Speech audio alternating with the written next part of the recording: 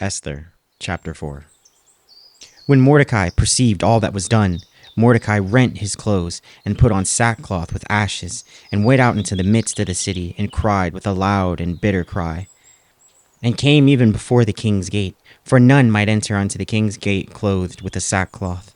And in every province, whithersoever the king's commandment and his decree came, there was a great mourning among the Jews, and fasting, and weeping, and wailing, and many lay in sackcloth and ashes. So Esther's maids and her chamberlains came and told it her. Then was the queen exceedingly grieved, and she sent raiment to clothe Mordecai, and to take away his sackcloth from him. But he received it not. Then called Esther for Hatak, one of the king's chamberlains, whom he had appointed to attend upon her, and gave him a commandment to Mordecai, to know what it was, and why it was. So Hatak went forth to Mordecai unto the street of the city, which was before the king's gate. And Mordecai told him of all that had happened unto him, and of the sum of the money that Haman had promised to pay the king's treasuries for the Jews to destroy them. Also, he gave them a copy of the writing of the decree that was written at Shushan, to destroy them, to shew it unto Esther, and to declare it unto her, and to charge her that she should go in unto the king, to make supplication unto him, and to make request before him for her people. And Hatak came and told Esther the words of Mordecai. Again, Esther spake unto Hatak, and gave him commandment unto Mordecai.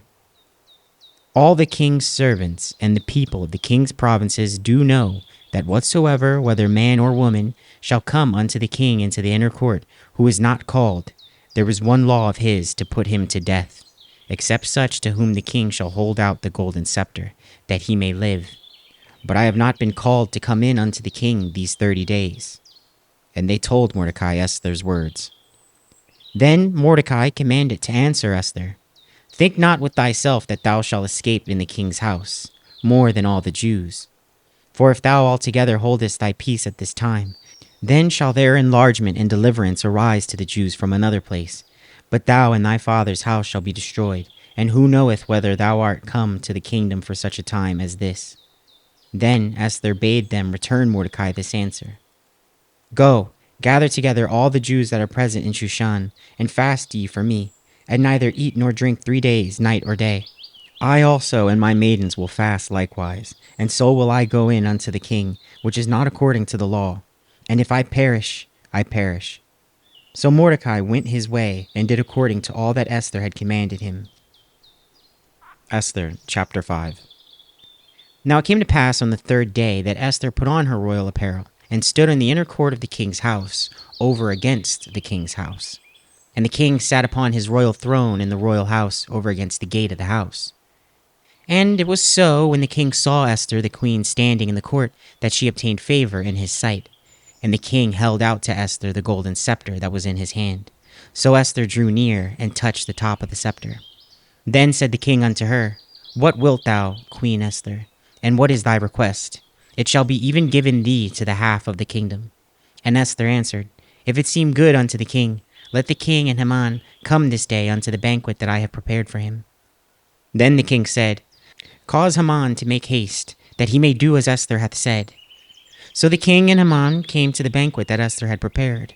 And the king said unto Esther at the banquet of wine, What is thy petition? And it shall be granted thee. And what is thy request? Even to the half of the kingdom it shall be performed. Then answered Esther, and said, My petition and my request is, if I have found favor in the sight of the king, and if it please the king to grant my petition, and to perform my request, let the king and Haman come to the banquet that I shall prepare for them, and I will do tomorrow as the king hath said. Then went Haman forth that day joyful and with a glad heart.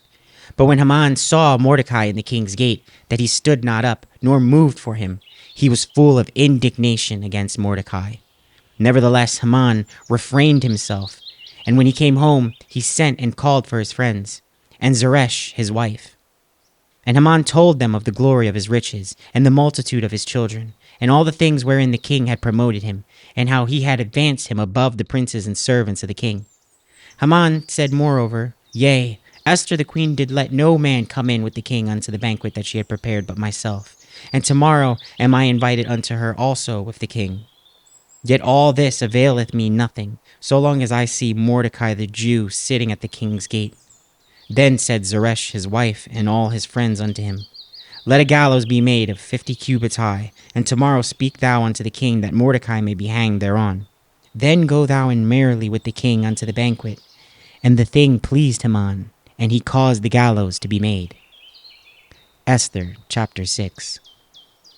On that night could not the king sleep, and he commanded to bring the book of the records of the chronicles, and they were read before the king. And it was found written that Mordecai had told of Bigthana and Teresh, two of the king's chamberlains, the keepers of the door, who sought to lay hands on the king Ahasuerus. And the king said, What honor and dignity hath been done to Mordecai for this? Then said the king's servants that ministered unto him, There is nothing done for him. And the king said, Who is in the court? Now Haman was come into the outward court of the king's house, to speak unto the king to hang Mordecai on the gallows that he had prepared for him. And the king's servants said unto him, Behold, Haman standeth in the court. And the king said, Let him come in. So Haman came in, and the king said unto him, What shall be done unto the man whom the king delighteth to honor? Now Haman thought in his heart, To whom would the king delight to do honor more than to myself? And Haman answered the king, For the man whom the king delighteth to honor. Let the royal apparel be brought which the king useth to wear, and the horse that the king rideth upon, and the crown royal which is set upon his head. And let this apparel and horse be delivered to the hand of one of the king's most noble princes, that they may array the man withal whom the king delighteth to honor, and bring him on horseback through the street of the city, and proclaim before him, Thus shall it be done to the man whom the king delighteth to honor. Then the king said to Haman, Make haste, and take the apparel and the horse, as thou hast said, and do even so to Mordecai the Jew, that sitteth at the king's gate.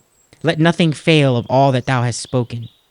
Then took Haman the apparel and the horse, and arrayed Mordecai, and brought him on horseback through the street of the city, and proclaimed before him, Thus shall it be done unto the man whom the king delighteth to honor.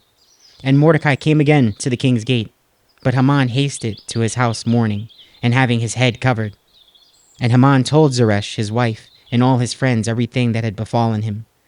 Then said his wise men and Zeresh his wife unto him, If Mordecai be of the seed of the Jews, before whom thou hast begun to fall, thou shalt not prevail against him, but shalt surely fall before him.